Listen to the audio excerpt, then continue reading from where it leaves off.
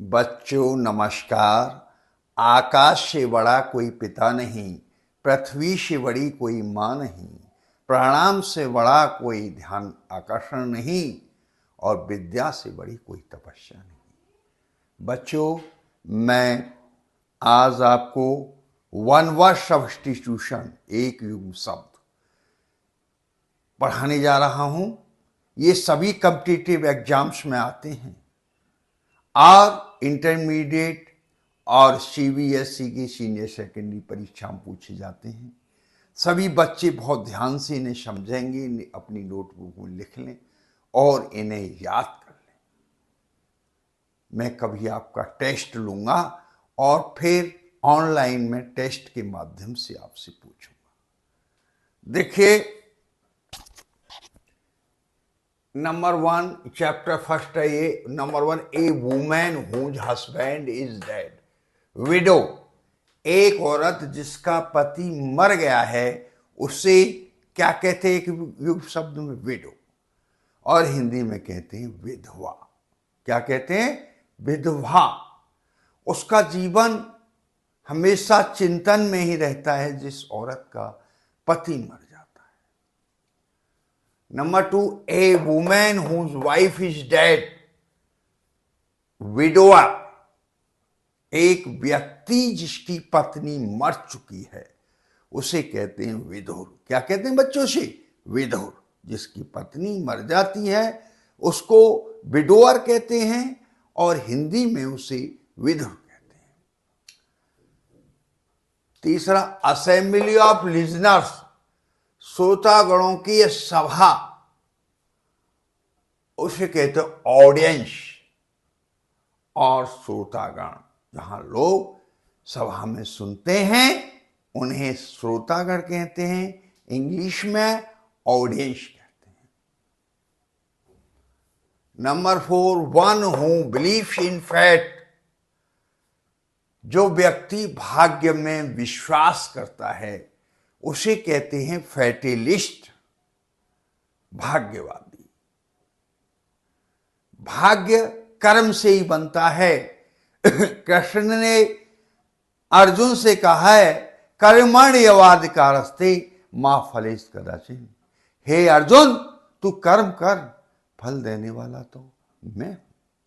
तो आपका कर्म ही भाग्य का निर्माता है। तो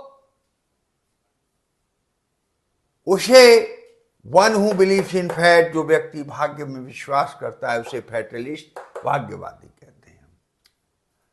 नंबर 5 है one who is great lover of books, bibliophile, जो व्यक्ति पुस्तकों का बहुत शौकीन होता है उसे वेबिलोफाइल कहते हैं। आपको पुस्तकों का शौकीन होना चाहिए। पुस्तक से बड़ा कोई मित्र नहीं है। पुस्तक से ही ज्ञान प्राप्त होता है और ज्ञान वह चीज है जो मरने के उपरांत भी साथ जाती है। तो इसलिए उसे कहते हैं वेबिलोफाइल, पुस्तक प्रेम। समझ में आ रहा है बच्चों? मेरे साथ समझते रहिएगा। Number 6, one who does not have courage, जिसमें कोई साहस नहीं होता है उसे कहते हैं कायर। क्या कहते हैं? कायर।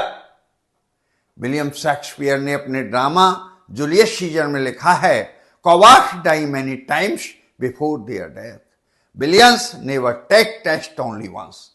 कायर जीवन में बार बार मरते रहते हैं और बहादुर मौत का केवल एक ही बार साथ लेते हैं। तो you should never be coward in your life. आपको अपने जीवन में कभी भी कायर नहीं होना चाहिए। अगला point, which can not B read, जिसे पढ़ा न जा सके, इलिजिबल, अपठनीय। क्या कहते हैं? इलिजिबल, अपठनीय, उसे कहते हैं अपठनीय। Which can not be heard, जो सुना न जा सके, इनऑडिबल, इनऑडिबल, इनऑडिबल उसे कहते हैं जिसे हम सुन नहीं सकते। समझ रहे हैं? अगला, that can not B believed, जो विश्वास न किया जा सके, यानी that can be believed, that can not B believed नहीं आएगा, that can be believed, that which can be read, which can be heard, that can be believed, that can be believed, जिस पर विश्वास किया जा सकता है, जिस पर विश्वास किया जा सकता है, उसे कहते हैं विश्वसनीयता। That can be believed, that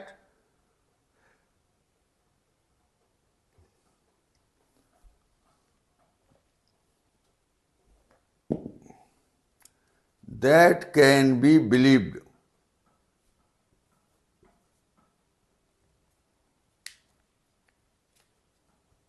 that can be believed, जिस पर विश्वास किया जा सकता है, यानी दैट कैन बी बिलीव्ड।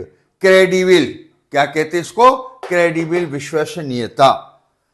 और विच can not B believed, unbelievable, इसे कहते हैं जिस पर विश्वास न किया जाए उसे अविश्वसनीयता। क्या कहते हैं उसे? अविश्वसनीयता, जिस पर विश्वास नहीं किया जा सकता है उसे कहते हैं अविश्वसनीयता। अब that is difficult to believe, जिस पर विश्वास करना कठिन है उसे कहते हैं इनक्रेडिबल। क्या कहते हैं?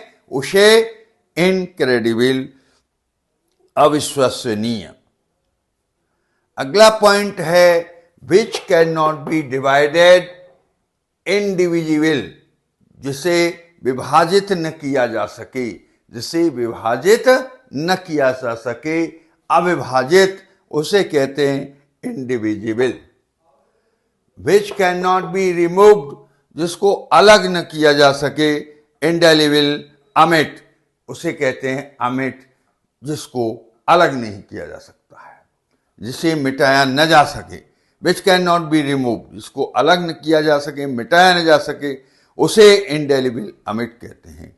This can not be seen, जिसे देखा न जा सके, उसे कहते हैं इनविजिबल, अदृश्य।